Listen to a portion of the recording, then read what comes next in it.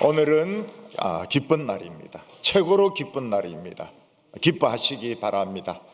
오늘 예배드리면서 마음의 외로움 다 치료되시고, 마음의 병도 치료되시고, 육신의 병도 다 치료되기를 바랍니다.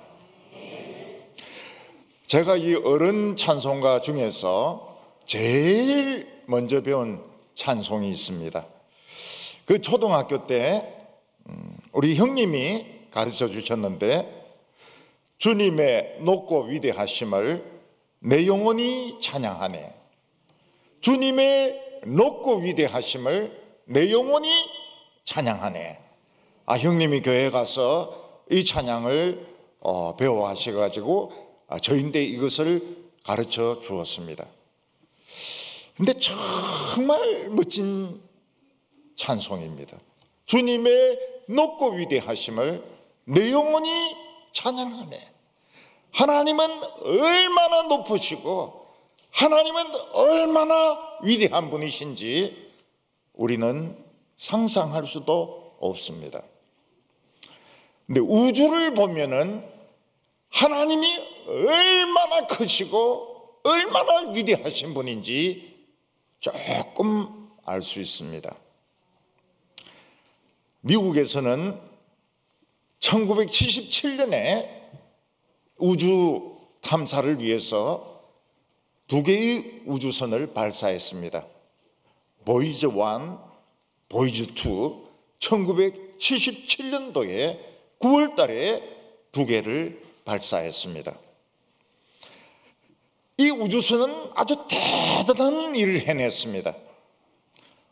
화성 뒷면도 촬영하고 목성도 촬영하고, 그동안 인간이 접근할 수도 없었던 해왕성,冥王성 이런 것도 촬영을 했습니다. 그리고 그동안 없었던 달도 몇 개 찾아냈습니다. 그리고 지금 36년 만에 태양계의 경계선에 지금 돌입했습니다. 이 우주선이 얼마나 빨리 날아가는가 하면 총알보다 더 빨리 날아갑니다. 그 총알보다 더 빨리 날아가는 그 속도로 36년 만에 태양계에 가장 가까운 경계선까지 지금 날아가고 있습니다. 태양계의 이 중력에서 완전히 벗어나는 데는 4만 년이 걸린다고 합니다. 그런데 이 태양계가 얼마나 큰지 모릅니다. 총알같이 날아가는데 36년 만에 경계선 안쪽이고, 그 경계선을 완전히 벗어나는 데는 4만 년이 걸리는 겁니다. 4만 년. 근데 이 우리 은하 우주계에는 태양계가 몇 개가 있는가? 7개가 있습니다. 7개. 태양, 목성, 지구 이런 그 단위가 7개가 있습니다. 이 과학자들이 다 한 이야기입니다. 그러면 이 은하 우주계는 몇 개가 있는가? 7개가 있습니다. 그러니까 태양계 같은 별 단위가 은하계 안에 7개가 있고, 이 7개짜리가 또 7개가 있습니다. 과학자들이 한 이야기입니다. 그러니까 이 얼마나 크고 얼마나 위대하신지 우리는 상상할 수도 없습니다. 제가 대학생 때 세상이 난리가 났습니다. 왜 난리가 났는가 하면 헨리 혜성이 나타난 겁니다. 우리는 헨리라 이러지만은 미국 사람들은 할리라고 합니다. 할리. 이 헨리가 나타났기 때문에 낮에도 보여요. 낮에도 뒤에 꼬리가 보입니다. 혜성이. 근데 왜 난리가 났는가 하면 이 헨리 혜성이 70년 만에 한 번씩 지구를 찾아옵니다. 정확하게는 76년마다 한 번 찾아옵니다. 그때 신문에서 무슨 발표를 했는가 하면, 이번에 못 보면 우리는 죽고 난 뒤에 온다는 겁니다. 2000 몇십 년도에 오기 때문에 우리는 다시 오는 할리를 볼 수 없다. 그래서 우리 살아있는 동안 이 할리를 봐야 된다. 그래서 막 난리가 났습니다. 그리고 사람들 중에서는 동방박사가 보았던 그 별이 할리가 아니겠느냐, 헨리 혜성이 아니겠느냐, 갑자기 찾아왔던 이 혜성이 아니겠느냐. 헨리는 자기는 아니라 그래요. 자기는 아니라고, 딴 별이라고 그래요. 이 우주가 얼마나 놀라운가 하면, 다른 혜성은 지구를 찾아오는데 만년에 한 번씩 찾아옵니다. 만년에. 그 한 번 보려 그러면 만년을 살아야 되는 겁니다. 얼마나 크고 위대하신 하나님이신가. 만년 단위로 혜성이 오는 혜성도 있습니다. 우리가 살고 있는 지구는 우주에서 조그마한 점보다 더 작습니다. 진짜 볼펜으로 딱 찍은 것보다 더 작아요. 근데 이 지구는 놀라운 별입니다. 왜냐하면 가까운 그 태양에서, 항성에서 일정하게 빛과 열이 전달됩니다. 또 놀라운 것이 뭔가 하면, 이 조그마한 별이 지금까지 인간이 알아온 바로는 지금까지는 유일하게 물로 된 별입니다. 물로 된 별. 다른 별들은 암석으로 되어 있습니다. 다른 별들은 돌덩어리로 되어 있습니다. 전부 다 그렇습니다. 근데 지구만 물로 된 별입니다. 그래서 생명체가 살 수 있습니다. 우리가 물을 마실 수가 있습니다. 공기가 있습니다. 주님의 높고 위대하심을 내 영혼이 찬양하네. 30년을 총알 같은 속도로 날아가도 태양계를 못 벗어납니다. 못 벗어나요. 헨리 혜성은 어디로 가는지 모르겠지만 76년 만에 정확하게 돌아옵니다. 만년 만에 돌아오는 별들도 있습니다. 이 점 같은 이 지구가 놀라운 별입니다. 열이 공급되고 빛이 공급이 되고 물로 만들어졌습니다. 완전히 물로 만들어진 별입니다.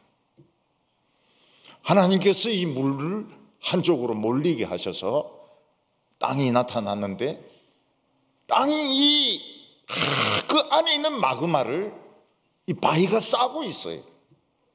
그런데 땅 껍데기는 또 뭔가 하면 아주 얇게 흙으로 되어 있습니다. 흙으로 된 청은 굉장히 얇습니다. 지구 전체로 보면은. 그러나 거기에 흙으로 되어 있기 때문에 나무들이 자라고 풀이 자라고 집을 지을 수가 있고 우리가 모든 활동을 다 할 수가 있습니다. 이 지구는 어떤 별일까요? 사랑의 별입니다. 별 이름이 사랑의 별입니다. 하나님이 사랑으로 만든 별입니다. 어떤 여자 청년이 주말이 되어서 친구하고 같이 동굴 탐사를 갔습니다. 우리도 학생 때에 친구들 중에서 동굴 탐사반이 있었습니다. 여자 둘이서 동굴을 탐사했는데 밧줄을 타고 내려갑니다. 그 안에 내려가 보니까 절벽도 있고 호수도 있고 막 강도 흐릅니다. 근데 너무 오래 이 강에서 이 동굴 안에서 지체했기 때문에 불이 나가버렸습니다. 헤드램프가 나가버렸습니다. 서로 막 헤매다가 친구하고 헤어졌습니다. 이제 그들은 죽은 겁니다. 캄캄한 동굴에 지금 어디 있는지도 모릅니다. 거기서 막 더듬어서 갑니다. 더듬어서 가다 보니까 뭐 조그마한 구멍 같은 게 있는데 그걸 자고 무조건 살아야 되니까 무조건 뚫고 들어갔습니다. 거기서 구멍을 통과해도 깜깜합니다. 근데 갑자기 바람이 부는 것 같아요. 이 바람이 부는 것은 공기가 통한다는 뜻이거든요. 그 친구는 잃어버렸고, 그래서 미친 듯이 그 바람이 오는 쪽으로 막 바위를 들쳐내면서 막 손톱으로 막 파면서 막 끼 나온 겁니다. 그게 출구였습니다. 출구. 유일한 출구였습니다. 밖에 딱 나와 보니까 하늘에 별이 쫙 떠 있는 건 밤이었습니다. 그때 거기 들누워가지고 그 땅 위에 풀 위에 들어누워가지고 별이 얼마나 아름다운지, 내가 살아있는 것이 얼마나 기쁜지, 저 별은 생명의 별이구나, 내가 살아있다는 것을 증명해주는 별이구나. 우리는 하늘에 저 많은 별들이 있어도 아무 생각이 없습니다. 그리고 내가 살아있는 것에 대한 가치도 잘 모릅니다. 내 생명에 얼마나 소중한지 모릅니다. 이 지구가 얼마나 사랑의 별인지, 그 큰 우주의 유일함, 딱 하나밖에 없는 사랑의 별이란 걸 우리는 모르고 살아가고 있습니다. 미워하고 전쟁하고 병으로 죽고 고통으로 살면서, 사랑의 별에서 고통으로 살면서 죽습니다. 그래서 이 우주를 만드신 하나님의 아들, 그분도 창조자입니다. 그분도 불이십니다. 그분이 우리를 살려주러 오셨습니다. 올려주셔서. 이 하나님의 아들이 태어나셨을 때 큰 별이 나타났습니다. 이 별이 얼마나 크고 지구와 가까웠는가 하면 길을 비추어 줄 정도로 크고 가까웠습니다. 지구상에서 길을 비추어 줄 정도의 별이 관측된 적이 없습니다. 근데 이 별을 본 사람들이 있습니다. 동방에 있는 박사들, 동방에 있는 학자들이 이 별을 봤습니다. 그리고 그들은 이 별을 따라와서 하나님의 아들 아기에게 엎드려 절을 했습니다. 오늘 첫 번째로 창조자가 탄생하셨다는 겁니다. 온 우주를 만드신 하나님의 아들, 그리고 자기 자신이 창조자이십니다. 그 엄청난 분이, 하나님과 똑같은 분이 아기로 태어났습니다. 이것은 인간의 머리로는 이해 못합니다.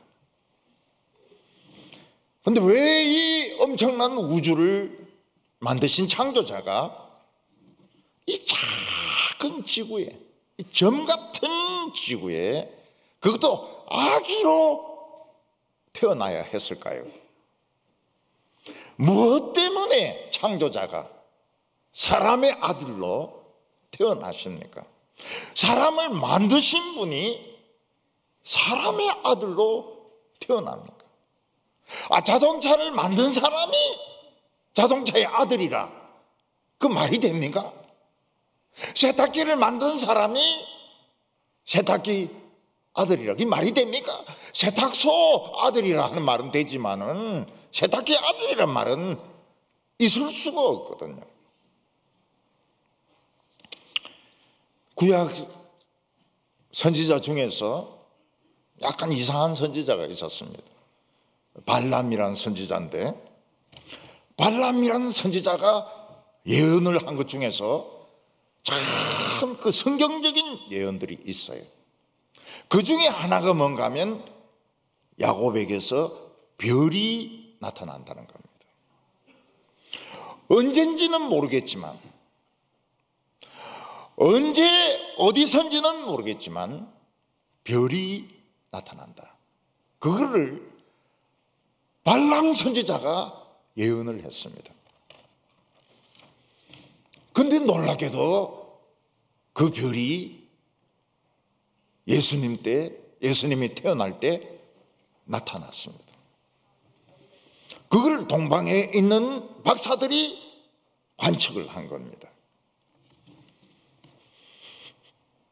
이 별은 계속 하늘에 떠 있었습니다.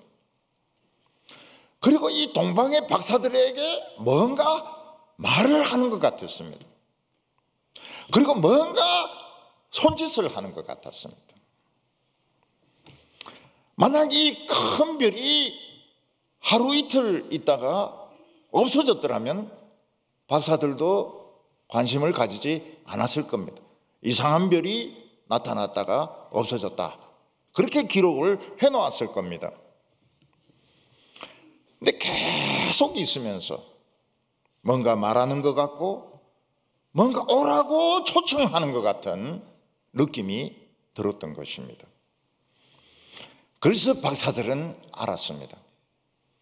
굉장히 위대한 왕이 태어나셨다. 전 세계를 지배할, 우주를 지배할 왕이 태어나셨다. 우리는 그 왕에게 가서 절을 해야 된다. 경배하고 조공을 바쳐야 된다. 그래서 그들은 양식을 준비하고 조공으로 드릴 물건을 준비해가지고 그 별을 따라가지고 산도 넘고 강도 넘고 들판을 지나서 그 별을 따라갔던 것입니다. 놀랍게도 별은 그들을 가이드를 하고 있었습니다. 별이 움직이고 있었습니다. 길을 비추면서 움직이고 있었습니다. 동방의 박사들은 큰 왕이 태어나신 것을 알았고, 그들은 유다 땅까지 가면서 유다에서 이 왕이 나셨구나 하는 것을 알게 되었습니다. 이 별을 관측했던 박사들은 어떤 사람들입니까? 큰 왕의 구원을 기다리는 사람이었습니다. 왕을 기다렸기 때문에 그 별을 본 것입니다. 이 세상에는 악이 꽉 차 있습니다. 로마는 전 세계를 다스린다고 하지만 전부 전쟁으로 수많은 사람들을 죽이고 피로 나라를 세웠습니다. 수많은 노예들을 부리고 있습니다. 이 세상에는 전쟁이 있습니다. 노예가 있습니다. 자살이 있습니다. 전쟁으로 수십만 명이 죽어가고 있습니다. 암이 있습니다. 그래서 왕이 필요한 겁니다. 왕이 오셔서 우리를 치료해 주셔야 됩니다. 우리에게 새 인생을 주셔야 됩니다. 이 세상을 다스려 주셔야 됩니다. 이 동방에 있는 박사들은 바벨론은 망했지만은 그 바벨론 쪽에서 별을 관측하던 학자로 생각이 됩니다. 그들은 로마가 거기에 쳐들어올 줄로 알고 있었습니다.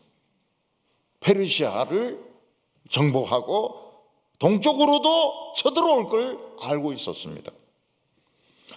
왕이시여, 전쟁을 막아주소서. 근데 로마는 한 번도 페르시아를 이긴 적이 없었습니다. 오히려 로마 군단 전체가 포로가 돼가지고 아프가니스탄으로 다 인질로 묶여온 적이 있었습니다. 그래서 그 페르시아가 그 로마 군인들에게 내린 숙제가 뭔가 하면 여기에 다리를 건설해라, 여기에 도로를 건설해라. 그때 로마 군인들이 우리가 기왕 다리를 건설하려면 정말 로마인답게 건설을 하자. 그래서 굉장히 튼튼한 다리를 아프가니스탄에 건설했던 겁니다. 도로도 세웠습니다. 그 로마 군단 중에서 살아서 돌아온 사람은 한 명도 없습니다. 전부 거기서 다 죽었습니다. 근데 그 다리는 남아 있습니다. 이야, 로마 사람들은 진짜 대단한 건축가구나. 노예로 잡혀왔는데 기왕 다리 만들 것 같으면 로마인답게 만들자. 그래서 로마는 사실 한 번도 페르시아를 이긴 적이 없습니다. 동방 박사들 그 예물 때문인지는 알 수가 없지만 한 번도 페르시아를 넘어서 동방까지 정복을 못했습니다. 2차 대전 때 영국은 절대로 히틀러를 이길 수가 없었습니다. 히틀러 그 왕국은 너무 강했습니다. 영국은 절대로 이길 수가 없었습니다. 처칠이 한 것이 무엇입니까? 큰 나라 대통령 루즈벨트를 끌어들이는 겁니다. 그 전쟁 중에서 처칠이 한 것은 그냥 계속 루즈벨트를 따라다니면서 루즈벨트를 끌어들이는 겁니다. 결국 미국이 개입함으로써 독일은 망합니다. 일본도 망합니다. 세계에 평화가 오게 되었습니다. 이 동방의 박사들은 로마를 이기려면 큰 왕이 오셔야 된다. 결국은 그 왕이 오셨습니다. 그 왕은 로마 귀신의 나라 로마를 쓰러뜨리고 기독교 왕국으로 만들었습니다. 오늘 두 번째는 이 박사들이 별을 잃어버린 것입니다. 박사들은 별을 따라서 무사히 유다까지 왔습니다. 근데 그들이 생각을 합니다. 무슨 생각을 합니까? 유대 땅에 태어났으니까 당연히 유대의 왕자일 것이고, 유대의 왕자라면은 예루살렘에서 태어났을 것이다. 그래서 그들은 성문을 막 두들겼습니다. 유대인의 왕으로 태어나신 분이 어디 계십니까? 우리는 그의 별을 보고 동쪽에서 찾아왔습니다. 근데 예루살렘 왕궁에는 태어난 아기가 없었습니다. 근데 동방의 박사들은 예루살렘 안에서는 별을 볼 수가 없었습니다. 별을 잃어버린 겁니다. 왕도 없고 아기도 없고 별도 잃어버렸습니다. 헤롯 왕은 당황해하면서 모든 서기관과 제사장을 다 불러가지고 메시아가 태어난 곳이 어디냐? 헤롯은 이분이 메시아란 것을 알았습니다. 메시아가 태어난 곳이 어디냐? 바로 그렇게 물었습니다. 어떤 추장, 어떤 도지사, 어떤 분봉왕, 그게 아닙니다. 메시아가 태어난 곳이 어디냐? 헤롯은 알았어요. 별이 인도했다니까 메시아구나. 메시아일지도 모르지, 혹시 메시아일지도 몰라, 이게 아니고 메시아가 태어난 곳이 어디냐? 바로 그렇게 묻는 겁니다. 그러니까 서기관과 대제사장들이 유대 땅 베들레헴입니다. 유대 땅 베들레헴아, 너는 유대 고을 중에서 가장 작지 아니하도다. 왜냐하면 내게서 한 다스리는 자가 나와서 이스라엘의 목자가 되리라고 하셨기 때문에 메시아는 베들레헴에서 태어났습니다.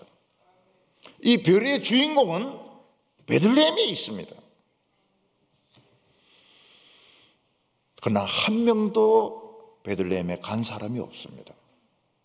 이 왕의 탄생과 장소를 알면서도 가서 경배한 사람은 한 명도 없었습니다. 왜냐하면 헤롯이 무서웠기 때문입니다.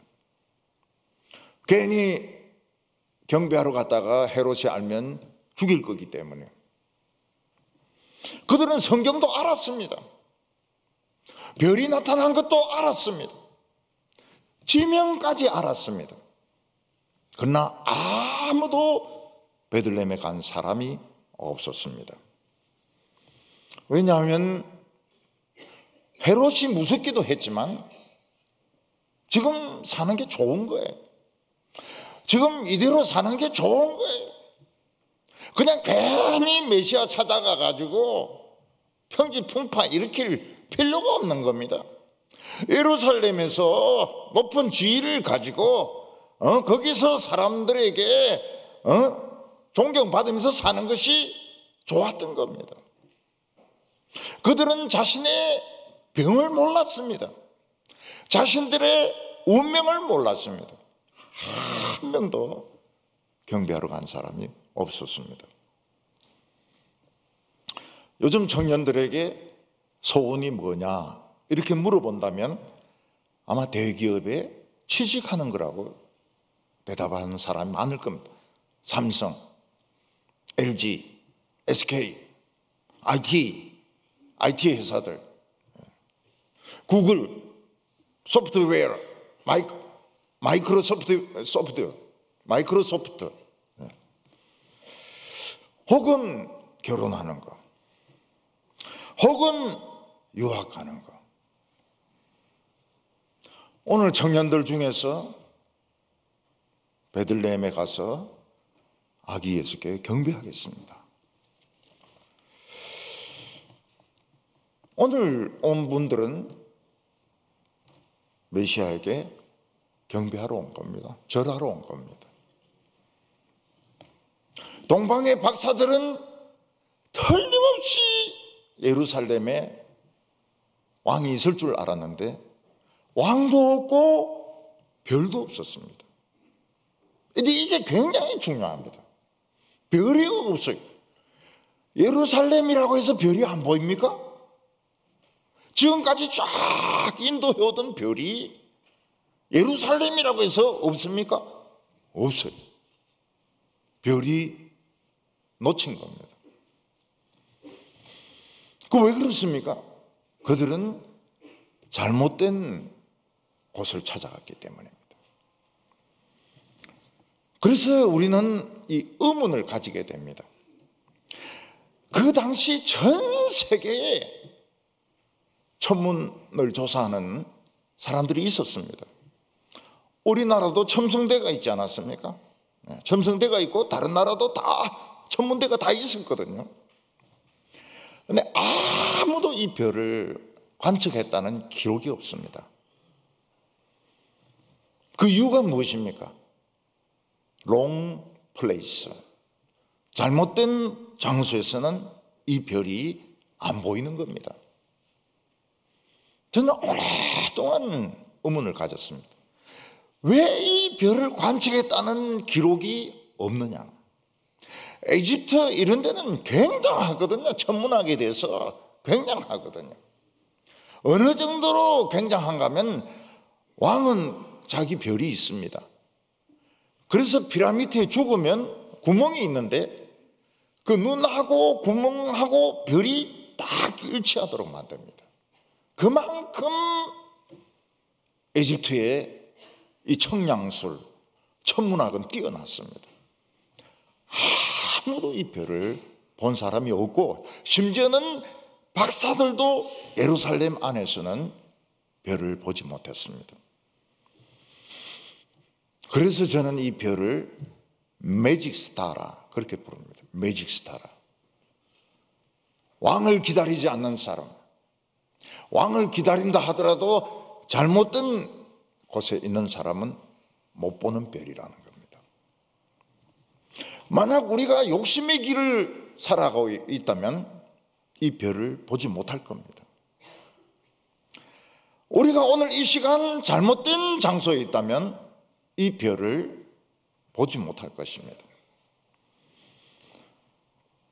매직 스타입니다. 잘못된 장소에 있으면 이 별을 볼 수가 없습니다. 그래서 그 당시 그 많은 천문대가 있었고 그 많은 점술학자가 있었지만 못 봤습니다. 요 동방의 박사들 3명인지 몇 명인지는 모르겠지만은 이 사람들만 보았고 이 사람들도 예루살렘에서는 별을 놓쳤습니다. 별이 안 보였어요. 오늘 마지막으로 이 박사들은 별을 다시 찾고 아기도 만나고 아기에게 절을 하고 공물을 바칩니다.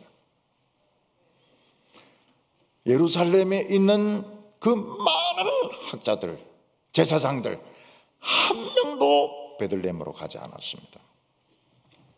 왜냐하면 베들레헴은 작은 마을이었기 때문입니다. 로마나 예루살렘에 있는 사람이 뭐 때문에 이 시시한 베들레헴으로 가겠습니까? 서울에 있는 청년들, 대구에 있는 청년들이 뭐 때문에 어성이나 함양 이런 데에 가려고 하겠습니까? 그 시골 구석에 절대 안 가려고 그러죠. 유대인들은 헤롯을 두려워했습니다. 유대인들은 세상을 좋아했습니다. 이 별을 보고 하나님의 아들을 찾아간 사람은 이방인 점술가들 3사람밖에 없었습니다. 전 세계에서 이 사람들밖에 없었습니다. 우주를 창조하시고 우리 인간을 만드신 하나님의 아들이 엄마 품에 아기로 안겨 있었습니다. 다른 아기와 다른 점이 하나도 없었습니다. 그냥 아기였습니다.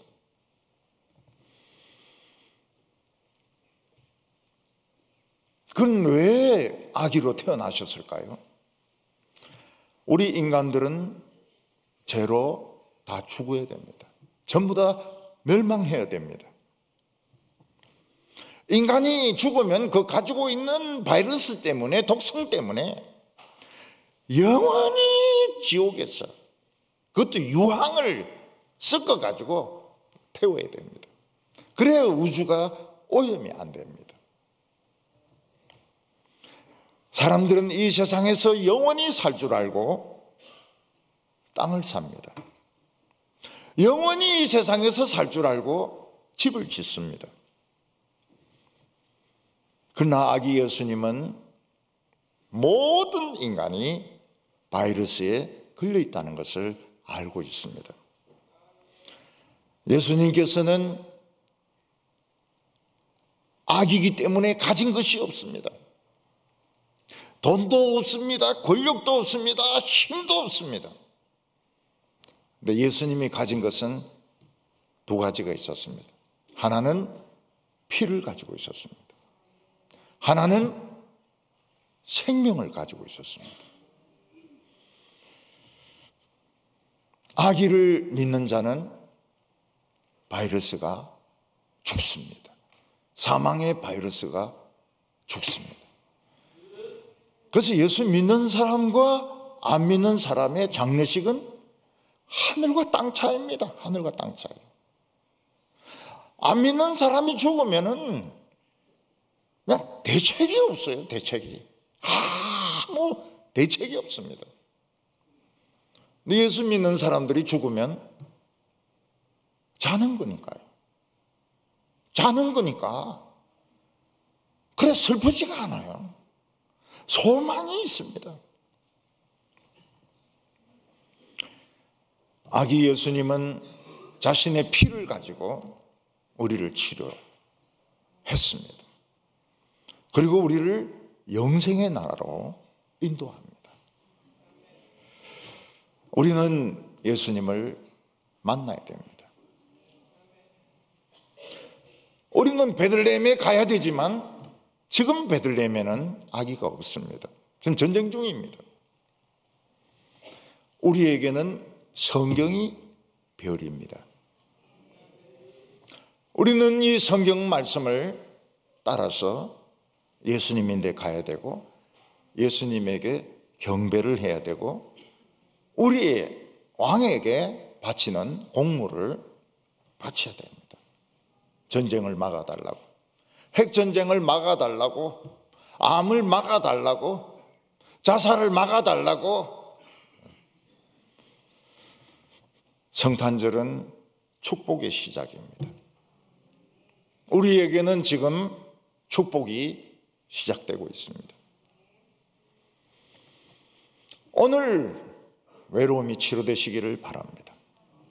오늘 암이 치료될 줄로 믿습니다. 오늘 인생의 고통이 치료될 줄로 믿습니다. 성탄절은 축복의 시작입니다. 이제 시작이 되었습니다. 우리 모두에게 축복은 시작이 되었습니다. 우리는 바른 길에 서 있어야 별을 찾을 수 있고 예수님을 만날 수 있습니다. 우리가 말씀을 듣는 곳이 베들레헴입니다. 그리고 아기에게 절을 해야 되고 그 발에 입을 맞춰야 됩니다. 시편 2편 12절에 보면 그의 아들에게 입 맞추라. 그렇지 아니하면 진노하심으로 너희들이 길에서 망하리라. 어디에 막 가고 있는데 그냥 벼락 맞아 죽는 거예요. 그 아들에게 입을 맞추라고 말을 했습니다. 입을 맞추는 것은 예수님을 우리 왕으로 모시는 겁니다. 오늘 예수님을 왕으로 모십시다. 헤롯의 말은 듣지 마시고 신문이 하는 말 들을 필요가 없습니다. 예수님의 말씀만 듣고 행복이 시작되고 축복이 시작되는 우리 청년성탄 되시기를 바랍니다.